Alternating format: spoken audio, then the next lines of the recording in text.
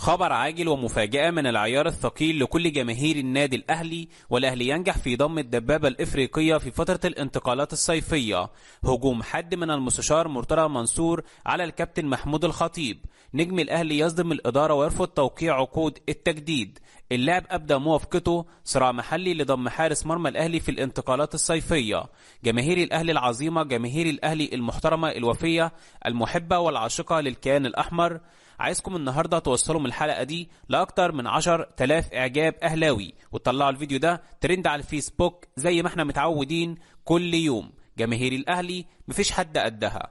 النهاردة وبشكل رسمي على موقع الأهلي نيوز أعلن بشكل رسمي أن إدارة نادي الأهلي نجحت في التعاقد مع صفقة الدبابة الإفريقية، صفقة اللاعب جاكسون موليكا.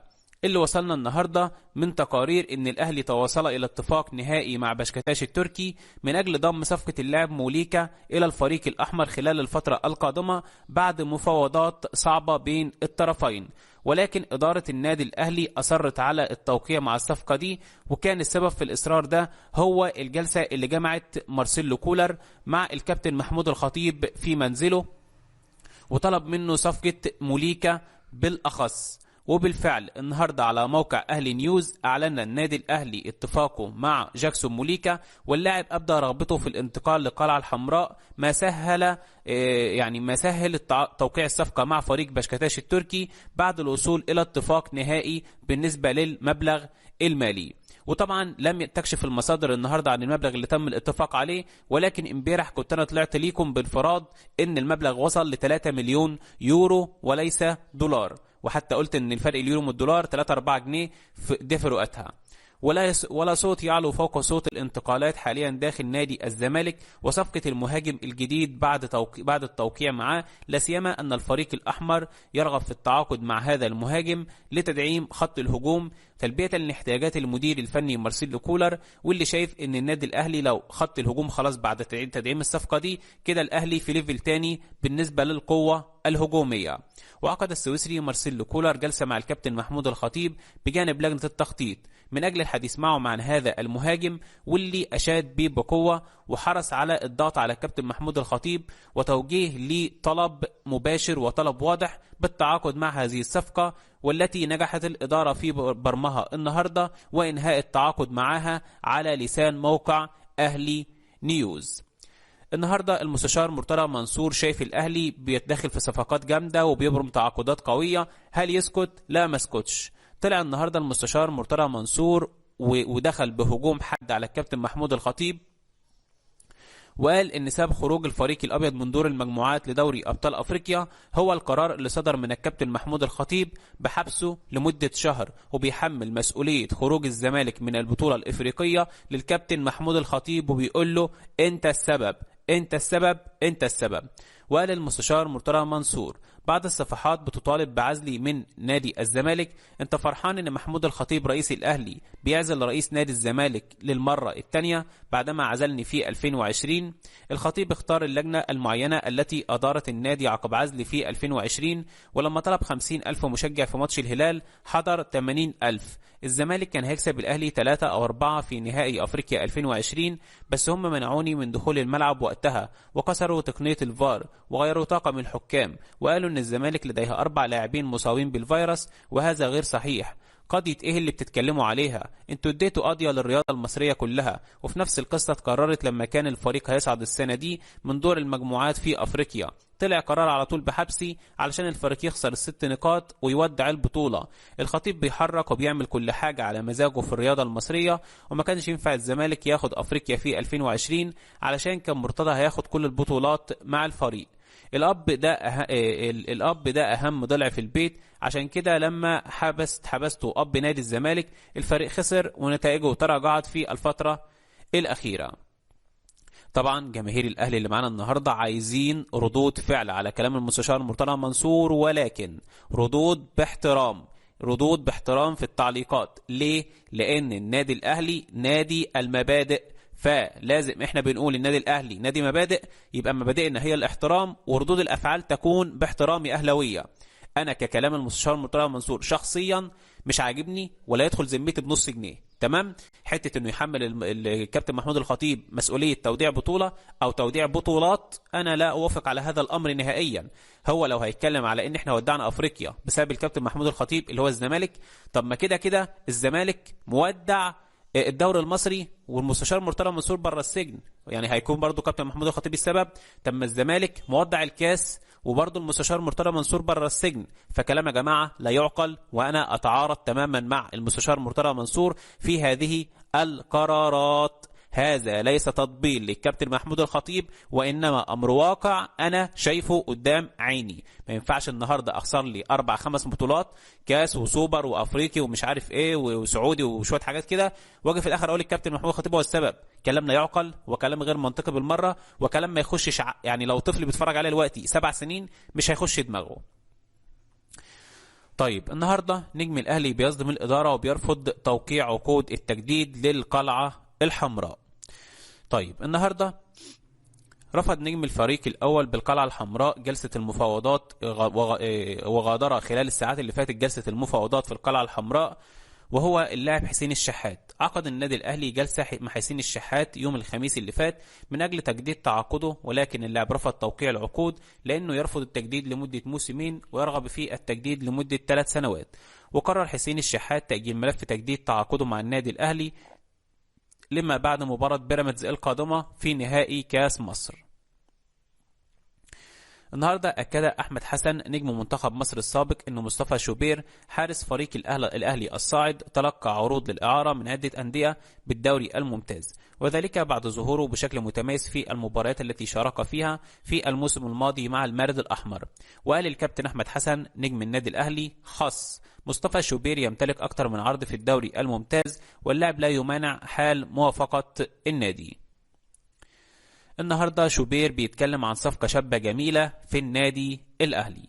أشاد الإعلامي أحمد شوبير نجم النادي الأهلي السابق بعمر سيد معوض لاعب النادي الأهلي مواليد 2006 بعد تقديمه أداء جيد خلال مباراة امبارح في نهائي دورة زد الدولية. ونشر شوبير عبر حسابه على الفيسبوك: عمر سيد معوض حاجة حلوة قوي، أتمنى يتم تصعيده للفريق الأول. طبعا يا جماعة ريت تشاركونا برأيكم في اللاعب عمر اللي طبعا متابع الناشئين وكده، ايه رأيكم فيه؟ طيب عارفين ان الهلال السوداني نزل ببيان، والاهلي بعده بكام يوم اللي هو امبارح تقريبا او يعني من ساعات قليله نزل ببيان تاني ضده، وقال لك احنا عندنا مصلحه الوطن هي الاولى وكلام من هذا القبيل. تعالوا نشوف اول رد فعل لوزير او تفاصيل مكالمه وزير الشباب والرياضه بعد بيانات الاهلي والهلال السوداني. أكد وزير الشباب والرياضة أشرف صبحي حرص الدولة المصرية على الحفاظ على عمق العلاقات التاريخية التي تجمع بين الشعبين الشقيقين المصري والسوداني. وأشار وزير الشباب والرياضة إلى أن هناك توافقا دائما في الرؤى المشتركة وما يرتبط بذلك من تنفيذ للعديد من المشروعات المشتركة في مختلف المجالات خاصة الشبابية والرياضية، ومنها برامج التبادل الشبابي وحرص وزارة الشباب والرياضة على تمكين الجالية السودانية في مصر من الاشتراك والاستفادة من المشروعات القومية التي تنفذها الوزارة على مدار العام للناشئين والشباب. وأضاف أن من المقرر أن يقوم بزيارة قريبا لدولة السودان ولقاء وزير الشباب والرياضة للتباحث حول مختلف الأنشطة المشتركة، إضافة إلى المشروع القومي الذي يتم تنفيذه تحت رعاية السيد الرئيس تحت عنوان منحة ناصر للقيادة الدولية، ويشارك فيها الشباب السوداني. النهاردة رصدت إدارة النادي الأهلي مكافأة خاصة للاعبين لتحفيزهم على التتويج ببطولة كاس مصر على حساب بيراميدز في القمة الكروية المنتظرة، تذكيرا طبعا لجماهير النادي الأهلي أن القمة هتكون الاثنين الساعة 9:15 بالليل في مباراة هيشاهدها الوطن العربي كاملا. والنهاردة عقد المدير الفني مارسيلو كولر جلسة مع الثنائي علي معلول وعمرو السولية، وأعطاهم جلسات للتحفيز قبل اللقاء بهدف حثهم على التتويج بكاس مصر وتخطي عقبة بيراميدز. ويحرص ثلاثي الأهلي على تكثيف جلساتهم مع اللاعبين بشكل جماعي لتحفيزهم بضرورة حسم المباراة مبكرا للابتعاد عن الضغوط الجماهيرية في أرض الملعب. طبعا قلت لكم امبارح ان كولر بيخطط انه هينزل من اول دقيقة اضرب يا باشا جون 2-3، عايز يجيب اول 3 جوان في اول 20 دقيقة عشان يلعب بيت الماتش على مزاج. ده المخطط اللي كولر عايز ينفذه. يعلن الاتحاد المصري لكرة القدم ولجنة الحكام الرئيسية باتحاد الكرة برئاسة البرتغالي فيتور ميلو بيريرا طاقم حكام اللي هيدير المباراة النهاردة. وهيكون أقرب حاجة النهاردة اللي استقر ليه مسؤول اللجنة إن هيكون أمين عمر هيدير المباراة الأهلي وبيراميدز، وهيتم الإعلان عن بقية الطاقم كامل إن شاء الله النهاردة مساء، يعني في نهاية اليوم. طيب النهارده طبعا جماهير الاهلي العظيمه سواء كانت صغيره او كبيره عمرها ما تنسى ابدا مانويل جوزيه، وهو المدير الفني اللي كان في النادي الاهلي والاسطوره ومن اجمل واحسن الاسماء اللي يعني شهدت في النادي الاهلي كفترات تدريبيه. يحتفل النهارده الساحر مانويل جوزيه المدير الفني السابق للنادي الاهلي بعيد ميلاده رقم 77، حيث انه من مواليد 1946 في مدينه سانت انطونيو. مانويل جوزيه دي سيلفا اسم له ثقل بين عشاق النادي الأهلي بفضل النتائج والبطولات الكبيرة التي حققها مع الفريق طوال فترة قيادته للقلعة الحمراء. وأعلن المدرب البرتغالي الشهير اعتزاله التدريب نهائيا بعد مشوار مرصع بالإنجازات والبطولات. وحصل جوزيه مع الأهلي على 20 لقب: بطولة الدوري العام فاز بيها 6 مرات، بطولة كاس مصر مرتين، بطولة كاس السوبر المصري فاز بيها 4 مرات، بطولة دوري أبطال أفريقيا وبطولة السوبر الأفريقي 4 مرات، فيما شارك في بطولة كأس العالم للأندية 3 مرات، حصل في المشاركة الأولى والثالثة على المركز السادس، وفي الثانية على الميدالية البرونزية. وفي تاريخ العملاق جوزيه مع القلعة الحمراء هناك محطات عالقة في أذهان الكثيرين ترفض أن تمر مرور الكرام، لا سيما أن الساحر البرتغالي لقب بملك السداسيات بعد أن قاد الفريق الأحمر للفوز ب6 على فريق يفوز على 6 فرق بنتيجة كاسحة. حملة الرقم 6 المدهش أنها كانت نتيجة غاضبة لجوزيه الذي كان يخرج في المؤتمر الصحفي يعاقب قائلا: لماذا 6 وليس 7؟ طبعا النادي الاهلي خلاص هيقابل الرجاء المغربي في دوري ابطال افريقيا زي ما قلنا خلال شهر 4 تقريبا يوم 24 على ما اعتقد. النهارده سقط فريق الرجاء البيضاوي في فخ الخساره امام مضيفه الفتح الرباطي بثلاثيه نظيفه في المباراه اللي جمعت الفريقين على استاد مولاي الامير عبد الله بالعاصمه الرباط في اطار الجوله ال 22 لمسابقه الدوري المغربي. وقبل مواجهة النادي الأهلي النهاردة أعلنت إدارة الرجاء المغربي على صفحتها أن محمد زريدة تعرض لإصابة في الركبة خلال مواجهة الوداد في الدوري المغربي. وأوضح البيان أن الإصابة ستبعد لاعب وسط الفريق لمدة 7 أيام من أجل التعافي بشكل تام، وده معناه أن هو هيقابل النادي الأهلي. وهنصحح المعلومة اللي قلتها دلوقتي، الماتش هيكون 22/4 مش 24/4. فطبعا احنا النهاردة بنتكلم في 7 أيام، يعني هيكون جاهز لمواجهة النادي الأهلي. النهاردة أكد حسام الحاج علي نجم كرة القدم التونسية أن قرعة دور الثمانية من دوري أبطال أفريقيا صعبة ولا يمكن التوقع بالنسخة الحالية، وخاصة مباراة النادي الأهلي والرجاء المغربي. أرى أن جميع مباريات الدور القادم من دوري أبطال أفريقيا صعبة وقوية، وستكون منافسة صعبة بين جميع الفرق من أجل التأهل لمباريات نصف النهائي هذا الموسم، والقرعة متوازنة بسبب قوة المباريات، وننتظر لقاءات قوية في هذا الدور من بطولة دوري أبطال أفريقيا، تحديدا أنها مباريات دربيات بين كل الفرق في مقدمتها الأهلي والرجاء. وعند سؤاله كيف ترى مباراة الأهلي والرجاء فقال: مواجهة الأهلي والرجاء هي مباراة قمة بسبب قوة الفريقين في الوقت الحالي، والفريق المغربي يمر بفترة متميزة ويحقق نتائج متميزة في مجموعته بدوري الأبطال وتصدر المجموعة بنقاط كبيرة عكس النادي الأهلي. ولكن الكل يعرف أن الأهلي عندما يتأهل من دور المجموعات بصعوبة يكون أخطر فريق في الأدوار القادمة، ولكن أستطيع أقول أن هي مباراة متوازنة بين الفريقين وبالطبع جماهيرية بشكل كبير. النهاردة استأنف فريق النادي الأهلي استعداداته لمواجهة نادي بيراميدز، وعقد السويسري مارسيلو كولر محاضرة بالفيديو مع اللاعبين للحديث عن كافة الجوانب الفنية والخططية، وخاض الفريق فقرة بدنية قبل تنفيذ الجزء الخططي في تدريبات الكورة. وأدى الكابتن محمد الشناوي وعلي لطفي ومصطفى شوبير وحمزة علاء تدريباتهم تحت إشراف ميشيل يانكون مدرب الحراس. وخاض الأهلي مرانو بعد الراحة اللي خاضوها امبارح للتخلص من حالة الإجهاد بسبب المباراة الأخيرة. النهارده رفع البيان اللي النادي الاهلي رفعه اللي محدش سمعه. البيان كان عباره عن ايه؟ نضع المصلحه العليا للوطن اولا، وحرصا منا على العلاقات التاريخيه الوطيده بين الشعبين الشقيقين المصري والسوداني، وتناول بعض وسائل الاعلام لمعلومات غير صحيحه عقب مباراه الاهلي والهلال السوداني. قام النادي الأهلي برفع الأمر كاملا إلى المؤسسات الدولة المعنية، وأرسل خطابا للاتحاد الأفريقي لكرة القدم أوضح فيه كل الحقائق.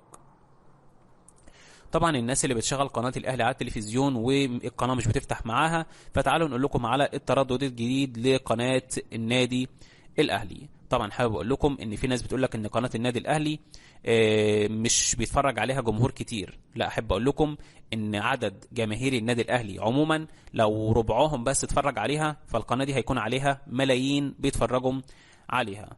طبعا قناه النادي الاهلي من اهم القنوات الفضائيه في مصر اللي بتقدم محتوى رياضي. بتعرض طبعا يعني القناه دي بتنفرد بان هي بتعرض بعض المباريات للنادي الاهلي من بطولات الدوري، وكمان بتعرض مجموعه مهمه جدا من ملخصات المباريات، وبتعرض يعني مجموعه كبيره جدا من البرامج المتنوعه واللي بيكون فيها نجوم كبار ومتميزين في عالم الرياضه وفي النادي الاهلي. طيب التردد يا جماعه هو 11747، معدل الترميز 27500، معامل تصحيح الخطأ 5/6، الاستقطاب يكون افقي. عايزكم بقى دلوقتي تتوقعوا معايا نتيجة مباراة الأهلي وبيراميدز في كاس مصر. هل تتوقع الأهلي هينتصر على فريق بيراميدز وهيحصل على بطولة كاس مصر وهيضيف يعني واحدة جديدة، كاس جديد لبطولاته المحلية، ولا شايفين ان نادي بيراميدز هيحقق اول لقب ليه بعد انشائه، واول لقب ليه قبل ما هيخلص هيتفشكل هينتهي مع نهايه الموسم ده، هيتم سحب الاستثمار؟ شاركوني برايكم، وشاركوني برضو برايكم هل لما نادي بيراميدز يتم سحب استثماره واغلاق النادي، المفروض انه هيتغلق هيتباع، بس انا شايف ان مفيش مستثمر عربي مصري هيقدر ياخد النادي ده ماديا، الموضوع ليفل عالي. فشايفين ان الموضوع لو بيراميدز يتفشكل وخلاص واتقفل، هل الوقت لعيبه البيراميدز دي هتتوزع على الدوري المصري؟ هل الاهلي هيقدر ياخد منها صفقات؟ هل الزمالك هيقدر ياخد منها صفقات؟ ولا شايفين ان الموضوع زي ما كان المدير الرياضي هناك قال لك احنا لما يحصل نفك الاستثمار كل اللعيبه بتاعتنا دي هنسوقها في الدوريات الاوروبيه والانجليزيه والاسبانيه، لان لعيبتنا دي لعيبه تقيله ولعيبه اسعارها غاليه. عايز اقول لكم معلومه اللي تخص نادي الزمالك، زي ما احنا اتعودنا اهلاويه في نهايه حلقه الاهلي كل يوم هنتكلم عن ايه، دردشه كده لمده 30 ثانيه عن نادي الزمالك. الحته دي بقى ايه، اعتبارها في البرنامج بتاعنا كل يوم. اخر الحلقه بتاعت الاهلي نتكلم عن الزمالك حته كده 30 ثانيه عن الحاجه الرائجه اللي فيه. ملخص الكلام ان خلاص الزمالك تعاقد مع المدير الفني خوان كارلوس. المدير الفني ده مفروض سجله يعني مسيرته يعتبر حلوه، وانا اديتها حوالي 70%، ولكن منتظرين نشوف الواقع نادي الزمالك هيعمل ايه. فخلاص هو وصل وعقد لمدة 1.5 سنة، وهياخد 80,000 دولار كل موسم، ومفروض ان الزمالك يوفر له تذاكر سفر كرجل اعمال، وهيوفر له المسكن بتاعه، وهيوفر له عربية بسواق كمان.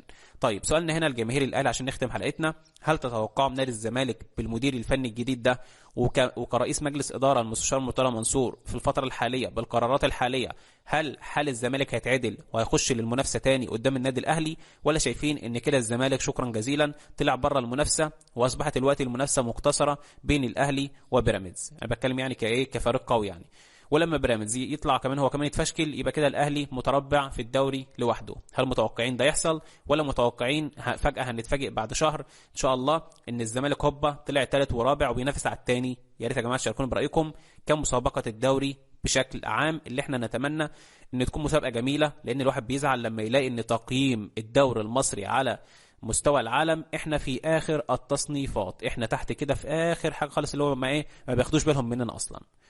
سعدت بكم النهارده اهلاويه، على امل ان اكون قد اسعدتكم. كان معكم احمد يوسف، انتظروني في حلقه جديده، مع السلامه.